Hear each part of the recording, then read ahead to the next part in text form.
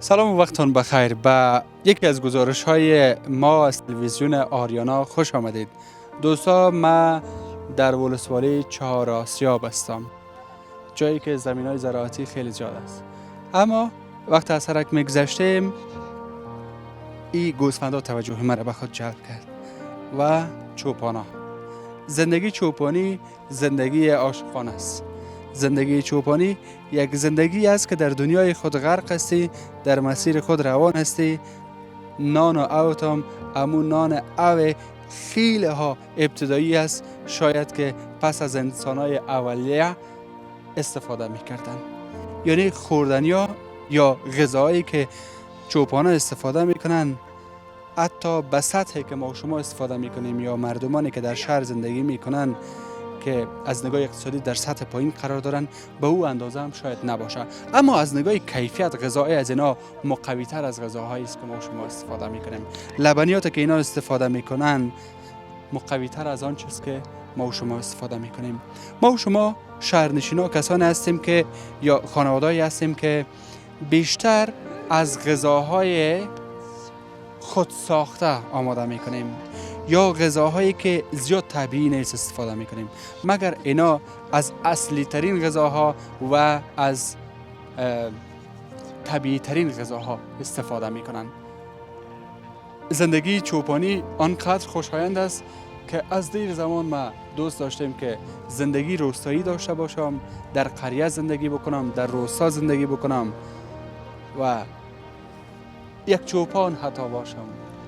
خیلی خوشایند است. از تمام دغدغه‌های شهری شما را آرام نگه میکنه، خبرها را نمیشنوین، با دیگه دنیا یا با جهان اول در رقابت نمی باشین، فقط غرق اونمو آموزش های ابتدایی خانوادگی می باشین، اونمو آموزش و پرورش ابتدایی که در اصل روانشناسی یادآور شدن، یعنی بر انسان‌های اولیه بوده که مهد اصلی آموزش و پرورش برای کودکان خانواده بوده در اون زمان و آل موضوع کودکستان و پانتون و دانشگاه و گپا برآمده، مگر فعلا چوپانای ما با اونمو آموزش و پرورش خانوادگی زندگی خود را رقم میزنن و سر بلند میکنن و بالاخره داخل جامعه روستایی میشن.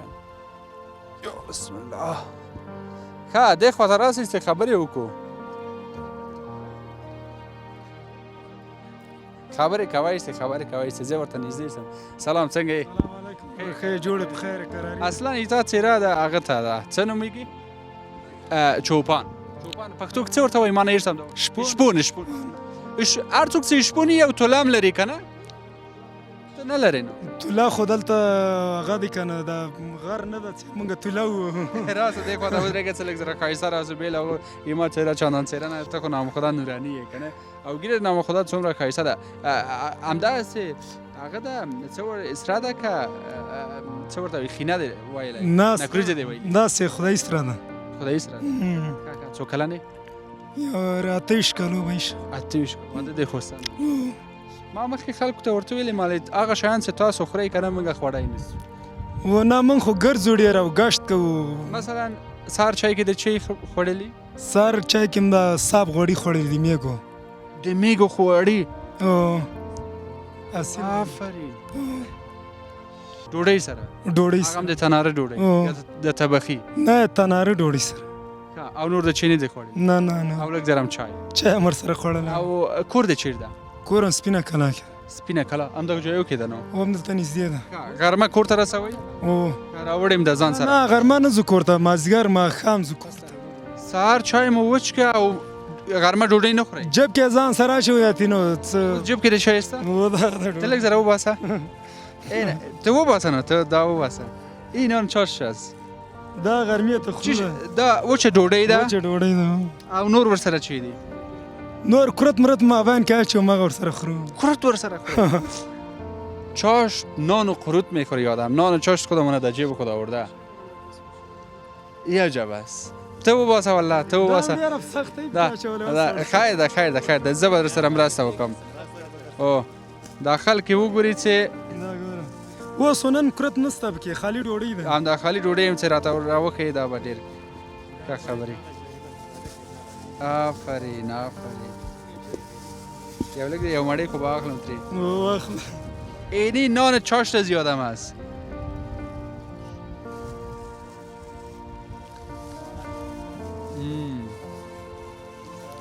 فکر کوم چې هغه اوړم وطني اوړه به وي.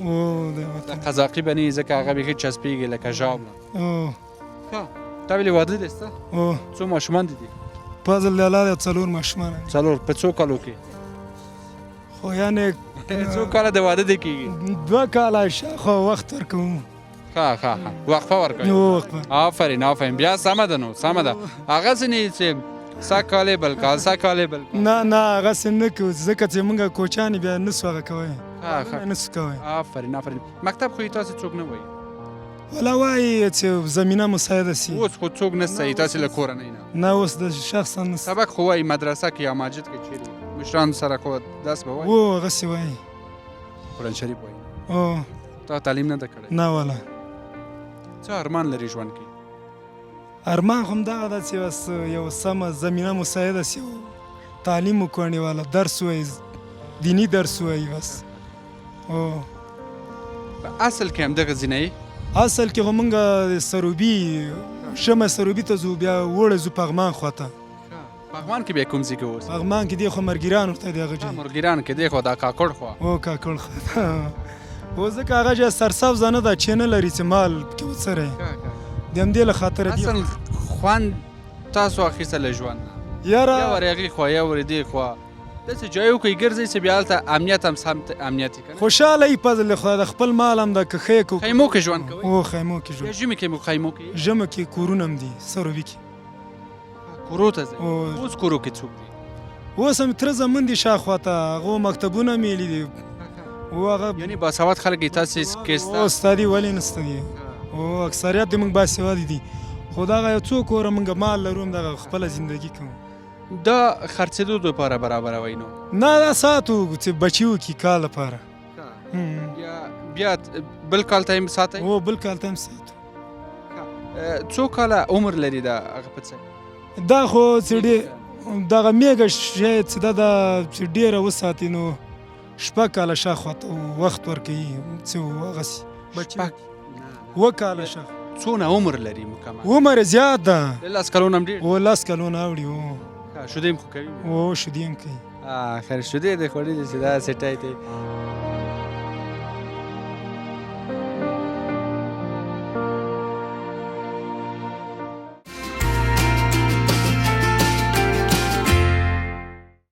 ښه مشر چیرې ده؟ یمنګه مشر سلام څنګه یې؟ ښه خیرت انشاءالله کرای ده؟ منګه خو مشران دغه حالته ورسولو که ته هم هغسې مشر یې خو در سره خبرې نه کوم. نه الحمدلله هغسې به نه یي انشاءالله. کور دې چیرې ده؟ کور مې دلته په سپینه قلعه کې ده. د کوچیانو مشر یې؟ یاره مشر خو نه یو خیر دا برګي انډیوالا دي اوس ټوکې کوي چې دا اوس زموږ مشر ده که نه. کوچیاني ژوند څنګه تېرېږي؟ الحمدلله له تر اوسه خو زموږ ژوند چې دا ډېر ښه روان ده له تر اوسه پورې.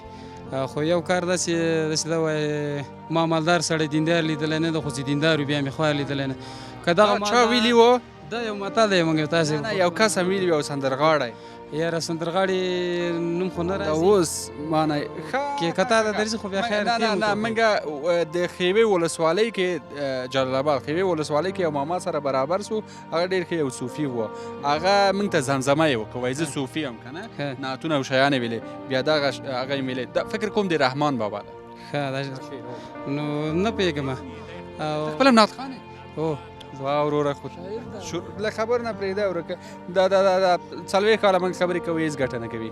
بس نه یو شی موږ ته ووایه. ښه شعر درته وایم یو نعت که راته وایې یو زمزمه غوندې یو شی که شعر راته وایې هر شی چې راته وایې خو ته زه یو رباعي ده دا به درته وایم او د مور باره کې یو شعر د 2 کړۍ به غم درته وایم.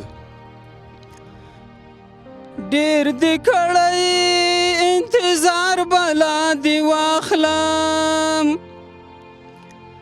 راته ونه کړې ازار بلا دې واخلم نن دې بیا څومره ژړلې ځوانې مرګه ستا د اوښکو له قطار به لاندې واخلم د خالد په څېر قوت دې الله درکړي د منصور غوندې په دار به لاندې واخلم رنګ دې ښه نه دی بیا شبګیر وهلی اخ دلبره سه د هزار به لاندې واخلم ای زما زخمی زخمی افغانستانه د ګودر او د چنار به لاندې واخلم ای زما زخمی زخمی افغانستانه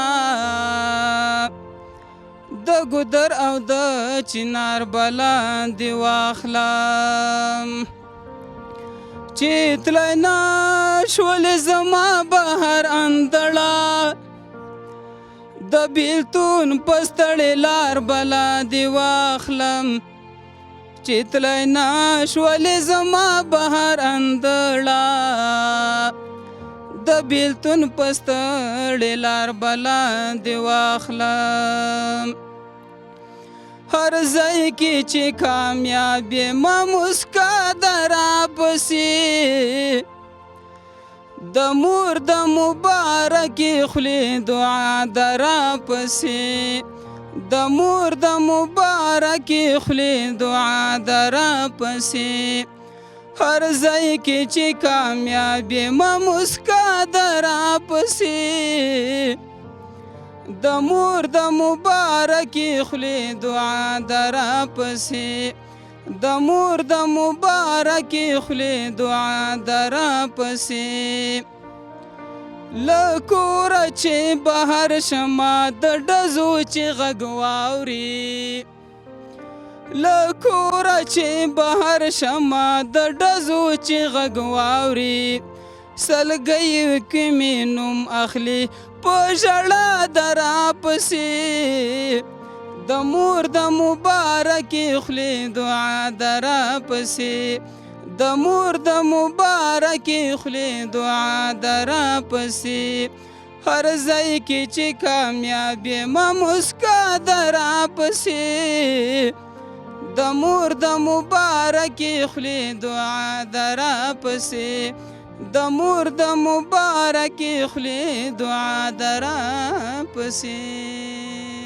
یاره خدای دې آباد لره ژوندی اوسې خیر اوسې دا شعرونه د خپل دي شعرونه خو د مختلفو شاعرانو زه راخلم بیا زه وایم زه خپله شاعر نه یم خو نعتخوان یم بیا زمزمه کولی سمه او بله ورځ مې بیا یو شعر اخیستی و دا د سولې باره کې و که نه بیا یو چا یو شعر لیکلی وایي د ګوتو په هنر یې په کمال لیکلی و د ګوتو په هنر یې په کمال لیکلی و او د سولې نوم یو پیغلې نن په شا لیکلی و بیا هغه داسې یو ترنم ما ورته برابر کړ خو هغه شعر اوس نسته راسره که نغمې اوس درته په ترنم کې ویلې نو زه دغسې بعضې شعرونه له فیسبوک نه راخلم ټیلیګرام نه راخلم بعضې ملګري وي لکه د ځان غوندې یا د نورو دوستانو غوندې کوم ملګري راسره وي بیا کوم یو ښایسته شعر چې بیا ما ته راکړي ایمان محمد یار ملنګ ده او دا منصور و خالد څوک و څه نومونه دې هلته اخیست دا خو شاعران وو دا شاعران دي دا شاعران دي دا خو زیات یو هغه یې که نه پکې نوم دې رانه هېر څوک نوم یې احمد یار ده تخلص مې ملنګ ده ناخوان ملنګ لالا فکر کوم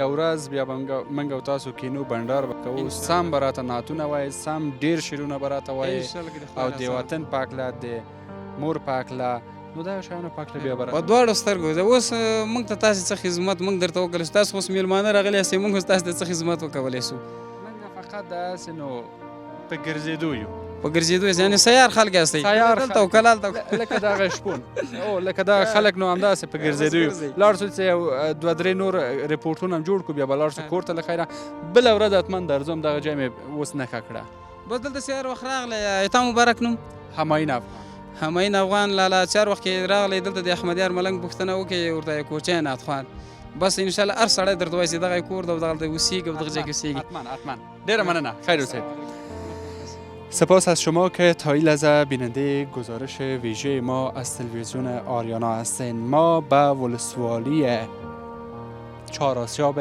شهر کابل آمدیم در کلی چه نوع میگی؟ این قریه به نام قریه چل دختران یا گردنه چهار آسیاب نام داره. بیشتر مردمانی که در این قریه زندگی میکنن مردمان پشتون هستند، یعنی مردم تاجیک در این قریه نیست.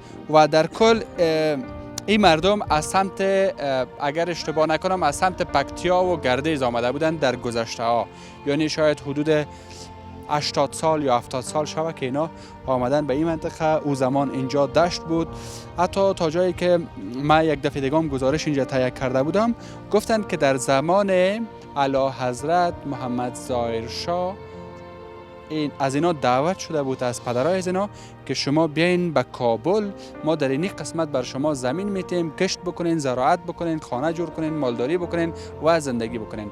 از اون زمان تا این زمان اینا زندگی میکنن.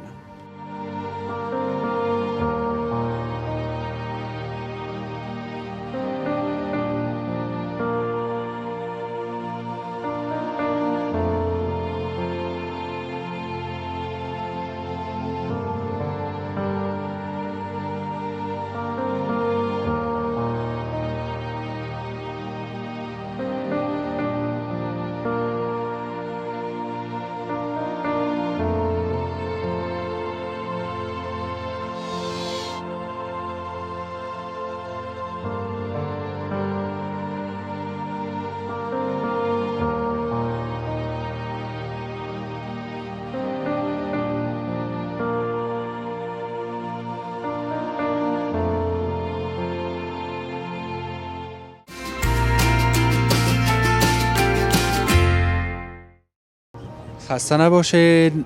در این بخش آمدیم به یکی از کافه های نامدار شهر کابل که در پل سرخ گل کرده بود. البته مشتری بسا فراوان داشتی کافه. خیلی از افراد فرهنگی می آمدن به این کافه مراجعه می کردن. چند لحظه با هم می نشستن و صحبت می کردن و یک گلاس چای یا قهوه همچنان نوشان می‌کردند و در فضای سبز و آرامش بخش این کافه همیشه کسانی می آمدند که اهل قلم بودند، اهل نوشته بودند، شاعر بودند، نویسنده بودند، کارمند حکومت بودند، یعنی بیشتر کسانی که از سواد کافی برخوردار بودند به این کافه مراجعه می‌کردند. و اگر خبر شدیم که این کافه دیگه آرام آرام او مزه و رنگ و بوی گذشته خود را نداره. مگرم راست هم است. شما ببینین در روی حویلی یا صحن حویلی اصلا هیچ مشتری نیست، هیچ مشتری نیست. از این طرف ببین شما، حتی دکانی که وسایل انتیک به فروش میرساندن، این دکانشون هم قفل است، بسته است. شما میبینین این که چند روز میشه از مسئولی کافه میپرسیم، اینجا بسته است و اینجا هم مشتری وجود نداره، هیچ کسی نیست. بریم داخل اتاق، بریم داخل سالن. ممکن مشتری باشه، از اونا بپرسیم که چطور تانستن بیاین به کافه و به خاطر چی آمدن، چرا مراجعینشان کم است. اینجا هیچ کس نیست، حتی کسی نیست که پیسه بگیره، کسی نیست که پول بگیره. مشتری این میزم خالی است، این میزم خالی است و این میزم خالی است. کجاست نوبدر؟ مشتری خونه شما هم نیستین. سلام، چطور هستین؟ صحت شما خوب؟ خود معرفی بکنین؟ سید رضا هاشمی هستم، مسئول فعلی کافه. و کجاست این میهمان ها؟ کجاست؟ دیگه مهمانی وجود نداره دیگه، یعنی مدت چند روز میشه باز کردین؟ خب بعد از اینکه طالبا آمد فکر میکنم که یک هفته بعد باز کردیم. یک هفته کامل بسته بودیم و بعد از اون باز کردیم. هرچند که الان باز و بسته بودنش هم زیاد تفاوت نمیکنه. به خاطر از اینکه اگر بستان باشه کس نیست، اگر بازم باشه کس نمیاد. یعنی تقریبا کسی نمیاد. حداقل روزانه چند مشتری یا چند مهمان دارین؟ فعلا تقریبا 10 تا 12 نفر. 10 تا 12 نفر از صبح تا شام؟ از صبح تا شام. از خانما چی؟ از خانم‌ها بسیار کم، یعنی کسی 10 نفر اگه یکی یا 2 نفر. یکی الی 2 نفر، بعضی روزا اصلا. من پیشتر بر دوستا گفتم بیشتر کسانی به اینجا مراجعه میکردن که اهل قلم بودن. درسته، هنرمندا بودن، فرهنگیان بودن، خبرنگاران بودن، دیگه اصحاب رسانه بودن، غیر از عموم مردم هم بودن، یعنی بخش روشن فکرها دیگه اکثر هنرمند بودن دیگه. خبر ندارین همین مشتری های شما داخل افغانستان هستن یا نه؟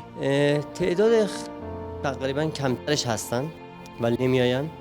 حالا شاید دلایل خیلی متفاوت داشته باشه، بعضیا شاید به خاطری که از نظر مالی خیلی ضعیف شدن، بانک کار خود از دست دادن دیگه. آره دیگه، تقریبا میشه گفت همه کار خودشون از دست دادن. یعنی مثلا هنرمندا کار هنری وجود نداره فعلا. هنرمندا کاری ندارن. خود ما هم حتی الان میشه گفت که ما هم بیکاریم دیگه، وقتی این شرایط این سبک هست. همون بند نیشکر است، وقتی اونا ماش نگیرن اینجا نیاین به شما پول کی بده؟ آره دیگه، و هر روز ممکنه اینجا بسته شود دیگه، یعنی تا زمانی که ما فقط میتونیم ادامه بدیم که صاحب ملک از ما چیزی نخواد، ولی همین که او بگه که یک کرا بدید یا چیز کنه ما دیگه مجبوریم ببندیم دیگه، چون توان پرداختش نیست. مالک از این ملک یا مالک از این تعمیر چی میگن؟ مالک تعمیر یک 10 روز 15 روز رو به ما مهلت داده تا ما ببینیم، نوشتانه معلوم بکنه. سرنوشت ما معلوم شد، ولی ما خب از روزی که شروع کردیم فهمیدیم که ادامه دادنش سرنوشت ما به ترکستان. ترکستان هست، این راه که میرویم. شاگرد چند نفر داشت نو زمان؟ حالا چند نفر دارین؟ 6 نفر شاگرد داشتیم ما اینجا، ولی الان فقط تنها خودم هستم. تنها خودت؟ آشپز، پیسه گرفتن والا و سرویس کردن همه خودم هستم، و حتی اکثر وقتا 90% چیز اوقات ما بیکارم دیگه، میشینیم و یک نفر هم 90% وقت بیکار است. درست است که 90% وقت بیکار است. من میفهم پراگنده صحبت کردم به خاطر که از ابتدا آمدم اینجا را دیدم هیچ میهمان وجود نداره، بر علاوه از که میهمان وجود نداره صاحب خانه هم نیست. درسته، کسی نیست دیگه، صاحب خانه هم خسته شده کسی ضعف چون از بیکاری. میان میشینن میرن، هیچ کس نمیایه و میرن دیگه، حوصله آدم سر میره دیگه. ما بعضی روزها یعنی هیچ تمایلی به آمدن نداریم. یک زمانی بود ما 6 صبح حرکت میکردیم برای آمدن به اینجا، 8 صبح شروع به کار میکردیم، الان 9 یا 10 تازه از خواب بیدار میشیم و میاییم. او هم امیدوار نیستیم کسی بیاید. خب تشکر از شما مشتریای این مرکز فرهنگی و این کافه فرهنگی. اگر بیننده گزارش شماست، شما با خبر باشین که این کافه همه روزه باز است، شما میتونین مراجعه کنید. بله درست است. یک زمان اینجا روزی 300 الی 400 نفر 400 نفر می آمد، اما فعلا به 10 نفر رسیده دیگه. تشکر. درد ما امو درد است.